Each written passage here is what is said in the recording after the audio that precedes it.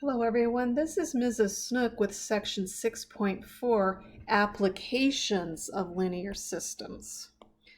And our objective is to choose the best method for solving a linear system, and these are going to be real-life situations. The first one is called the break-even point, and this comes from the business world. So out in the business world, you have income, that's money that comes in.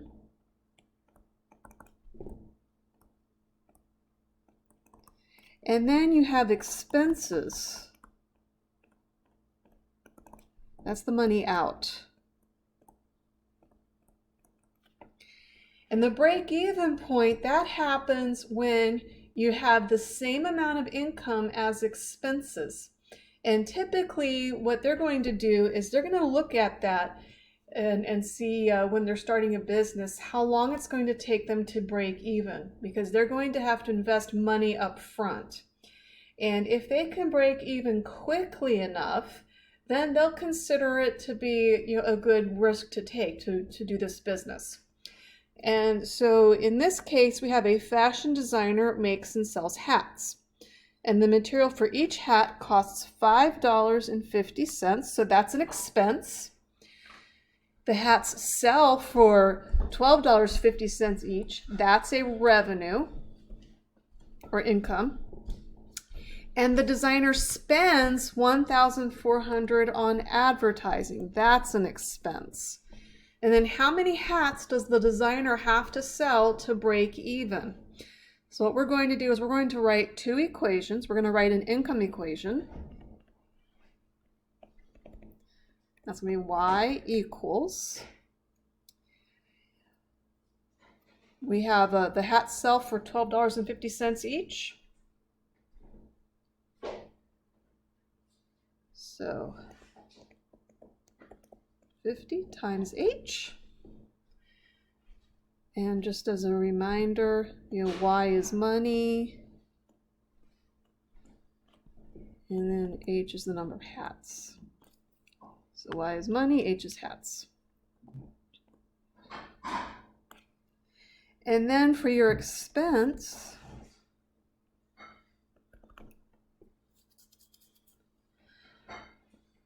you have the $1,400 of advertising and $5.50 for each hat.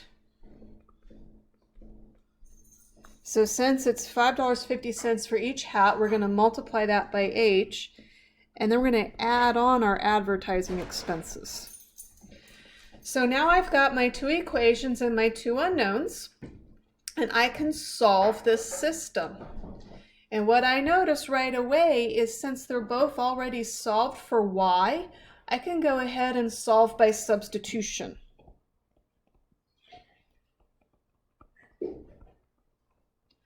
So I'm going to take this y, the $12.50 times h, and plug that into the expense equation. So I get 12.50h equals 5.50h plus 1,400. Subtract the 5.50h from both sides, you get 7h equals 1,400. H equals 200. So what this means is that the designer has to sell 200 hats to break even. If they sell less than 200 hats, then they are losing money. On the other hand, if they're able to sell more than 200 hats, then that's all profit for them. So that's how the break even works. The next one is identifying constraints and viable solutions. And the situation here is at a zoo. The local zoo is filling 2 water tanks for the elephant exhibit. One tank contains 50 gallons of water and is filled at a constant rate of 10 gallons per hour. So that's our first tank. The second tank contains 29 gallons of water and is filled at the constant rate of 3 gallons per hour. When will the two tanks have the same amount of water? All right, so tank 1. let's define variables before we get going. We're going to say y equals water, and t is going to be time. So our first tank, y equals, it has 50 gallons of water plus 10 gallons for every hour. So 10 times t, that's tank 1. Tank 2 is going to be y equals, starts with 29 gallons, and then it adds 3 gallons every hour. So again, I have these two equations, and I'm looking for when the tanks have the same amount of water.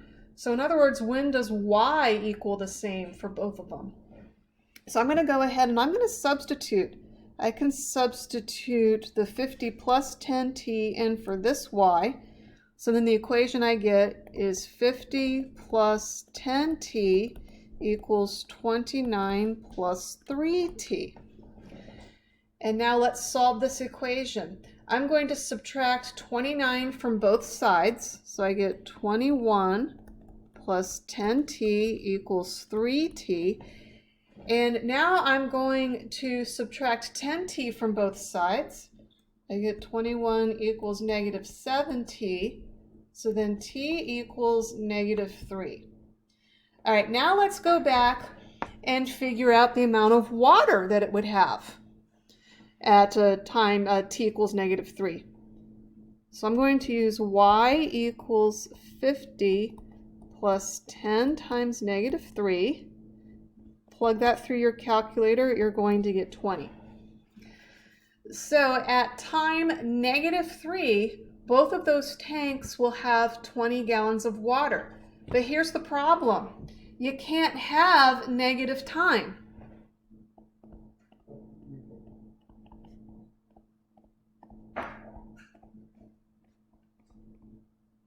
So even though we had a solution of 3 hours and 20 gallons, this is not a viable solution.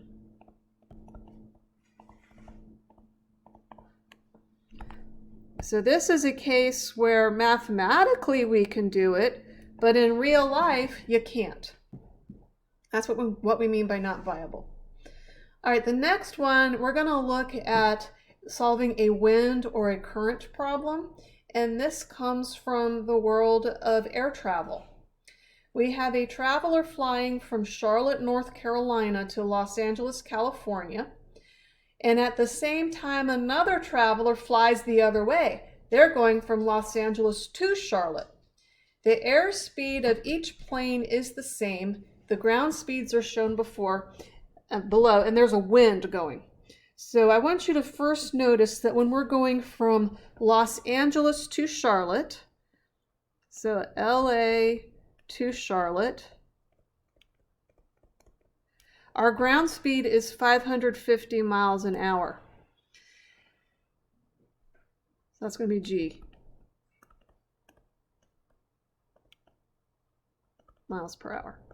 Going the other way, Charlotte to LA,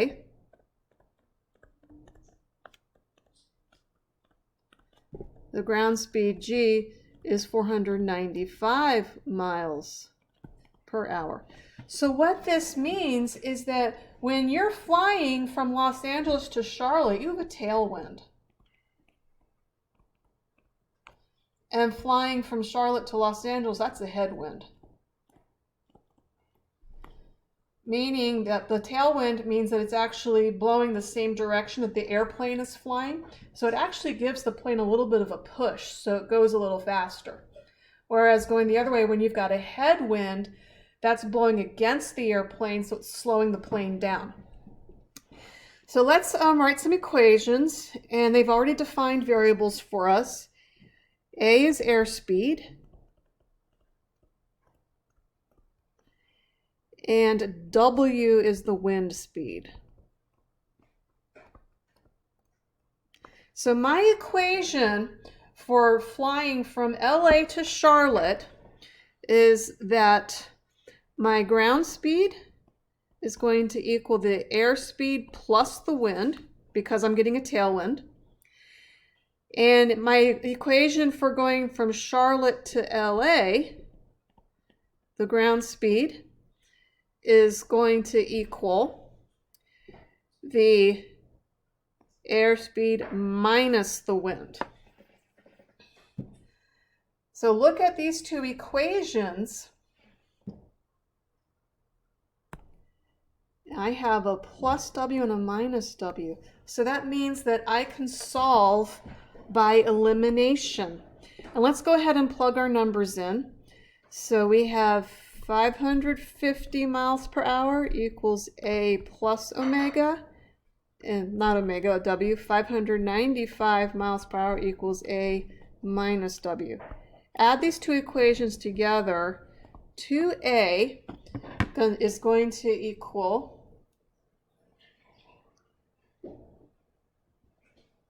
550 plus 495. I get 1,045. So therefore A, the airspeed, just divide both sides by 2, I get 522.5 miles per hour. So now I've got our airspeed. I can now go back and substitute into my equations to get the wind speed. And I'm just going to go into our first equation. So 550 equals, that jumped on me, 522.5 plus W for your wind speed. Subtract 522.5 from both sides. And I get a wind speed of 27.5 miles per hour. All right, that's it for today. Thank you for watching and have a great day.